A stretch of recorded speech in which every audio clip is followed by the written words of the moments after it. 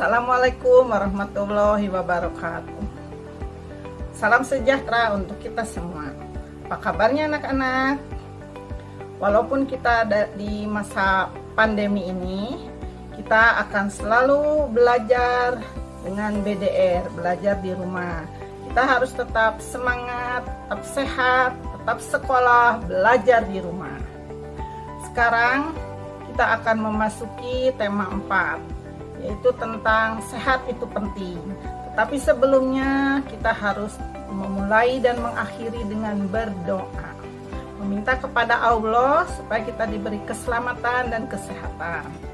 Dalam pembelajaran kali ini kita akan membahas sub 1 PB1, yaitu tentang peredaran darah manusia. Apa yang harus kita pelajari? Pertama, kita harus tahu apa itu peredaran darah dan apa jenisnya. Yang kedua, kita harus tahu bagian-bagian jantung dan peranannya untuk tubuh kita. Yang ketiganya, apa saja penyusun peredaran darah itu. Nah, selanjutnya, kita akan menyaksikan video peredaran darah. Tahapan belajarnya, kita akan memulai dengan menyaksikan video tentang jantung, bagaimana jantung itu berdegup. Nah, seterusnya kita akan tanya jawab. Setelah itu kita akan menyaksikan lagi tentang video peredaran darah, proses peredaran darah. Nah, yang terakhir nanti kalian akan mengerjakan LKS yang telah ibu sediakan. Boleh berkelompok, boleh juga perorangan. Nah, sebelumnya ibu minta kalian coba ukur dulu denyut jantung kalian dengan cara menempelkan tangan kalian di pergelangan tangan seperti ini. Coba kita mulai ya. Selama 15 detik kalian hitung berapa denyut nadi yang ada. Nah, setelah 15 detik nanti kalian lari di tempat selama 10 detik saja. Nah, setelah itu tolong ukur lagi denyut nadinya ada berapa ya. Apakah sama dengan yang tadi atau berbeda? Baik, kita mulai ya. Ayo kita ukur. Kita mulai dengan hitungan pertama. Ibu yang menghitung, kalian yang menghitung denyut nadi ya. Ibu yang menghitung sampai 15. 1 2 3 4 5 6 7 8 9 10 11 12 13 14 15 ya. Nah, hitung. Nah, setelah itu kalian ayo lari di tempat selama 10 menit. Hitung dalam hati. 10 menit, maaf 10 detik saja. Ya. Stop. Hitung, mulai. Nah, setelah lari di tempat, terus hitung lagi denyut nadinya, apakah sama dengan yang tadi atau ada perubahan. Nah, anak-anak, sekarang kalian sudah tahu perbedaannya denyut jantung ya. Tapi kalian tahu nggak apa itu jantung kalian? Belum pernah melihat kan? Nah, jantung itu kita akan pelajari dulu apa itu jantung, bagaimana jantung bekerja ya. Nah, setelah menyaksikan video ini, baru kita akan merefleksi apa itu jantung dan tahu apa kerja jantung serta bagian-bagiannya dan peranan jantung bagi kita. Kamu dapat merasakan detak jantungmu setiap kali kamu meletakkan tanganmu di dada. Tapi tahukah kamu apa yang sebenarnya terjadi? Atau apa yang membuat jantungmu tetap berdegup? Setiap hari, jantung kita berdetak sekitar 100.000 kali, mengirim setidaknya 2.000 galon darah yang mengalir di seluruh tubuh kita. Meskipun jantung kita tidak lebih besar dari kepalan tangan, jantung memiliki peranan yang besar untuk tetap membuat darah mengalir sepanjang 60.000 mil dalam pembuluh darah, yang mengedarkan nutrisi dan oksigen untuk organ dan jaringan. Darah mengedarkan seluruh substansi tersebut melalui berbagai saluran yang disebut pembuluh darah.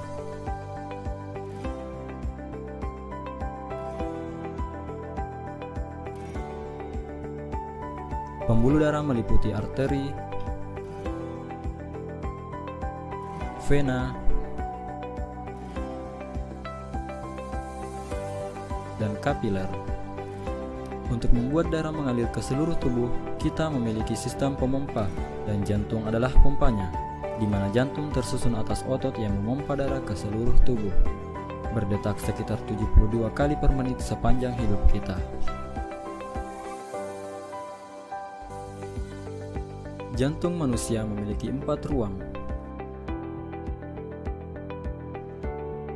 atrium kanan,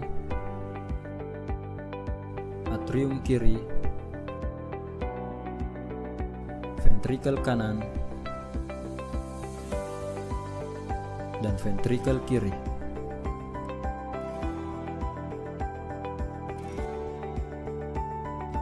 Jantung memiliki 4 katup, yaitu katup trikuspid, katup mitral, katup aortik, katup pulmonik. Katup ini merupakan katup satu arah. Sekarang kamu telah mengetahui struktur jantung. Selanjutnya, mari kita cari tahu bagaimana jantung bekerja.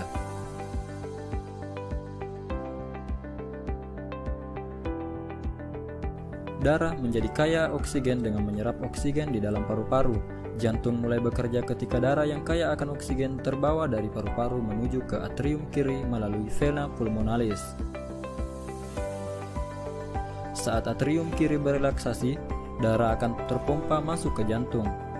Saat atrium kiri berkontraksi, secara bersamaan ventrikel kiri akan berelaksasi. Atrium kiri menekan darah menuju ventrikel kiri melalui katup satu arah. Ketika ventrikel kiri berkontraksi, darah akan terpompa menuju aorta, di mana darah yang kaya akan oksigen dialirkan menuju bagian tubuh lainnya kecuali paru-paru.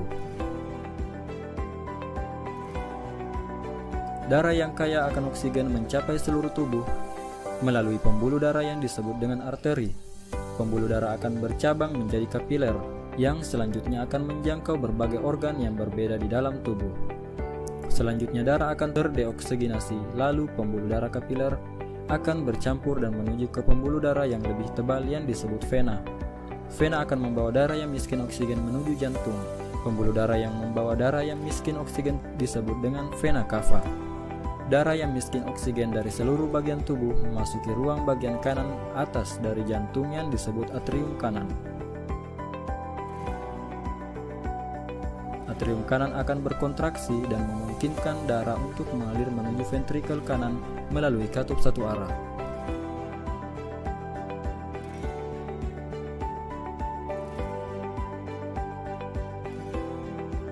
Ventrikel kanan kemudian berkontraksi dan menekan darah menuju arteri pulmonalis. Arteri pulmonalis membawa darah yang miskin oksigen menuju paru-paru. Paru-paru kemudian melakukan pertukaran gas terhadap darah sehingga darah kembali menjadi kaya akan oksigen. Darah tersebut selanjutnya akan dialirkan kembali ke jantung melalui vena pulmonalis dan kembali mengulang siklus sirkulasi tersebut.